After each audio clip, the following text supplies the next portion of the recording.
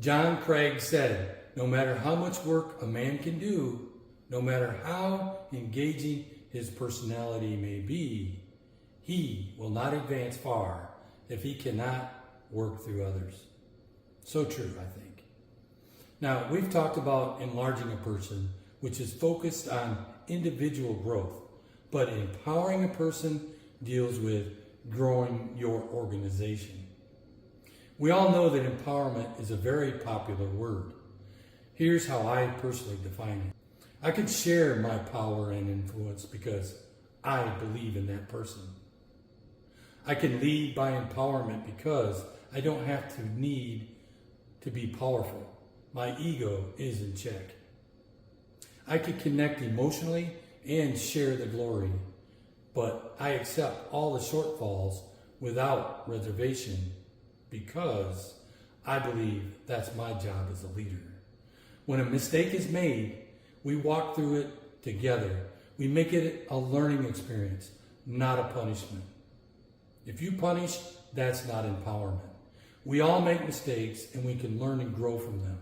And we know eventually this is going to strengthen your trust with your people. Am I great at this? No.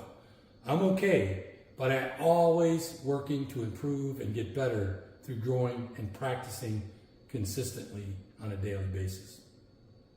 You see, when we empower a person, we know there are people who have a bias toward action. They have integrity. They are stronger in certain skills than we are. This is essential to understanding when we empower others. We should take careful consideration that the people we do empower don't become overwhelmed by those events. You might be thinking, all right, how do we do this? Well, we do it by knowing their limitations and knowing their capabilities. All the areas that we have talked about throughout this series will help when empowering others because we have sought out the answers to the concepts in our influence acrostic. Some you will be strong in, and others you will not. But the promise is you can improve if you put your mind to it and take action. You know, when we use our talents and gifts to influence people in a positive way, we become the difference makers. The people in our lives become stronger, we become better, and the organization can grow and flourish into a culture that everyone wants to belong to. And when we empower the people in our lives, they will strengthen the entire process. But it does take you. Now, here's a question for you. What type of leader are you? Are you the type of leader you want to be? Dr. John Maxwell says, leaders become great, not because of their power, but because of their ability to empower others. And I feel this is true because when you build others up, you see their capabilities, and you're building strong relationships, you're encouraging them, you're empowering them to take the lead. I want more leaders than followers in my organization. And guess what? You will also improve your organization in a very big way.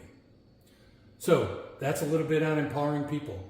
Let's finish up this lesson by reviewing and closing out this session real quick. So the first thing that we talked about is having integrity with people. The second thing we talked about was nurturing people. The third thing we talked about is having faith in people.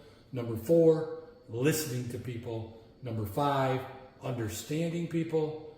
Number 6, enlarging people. Number 7, navigating for people. Number 8, connecting with people. And finally, we just talked about empowering.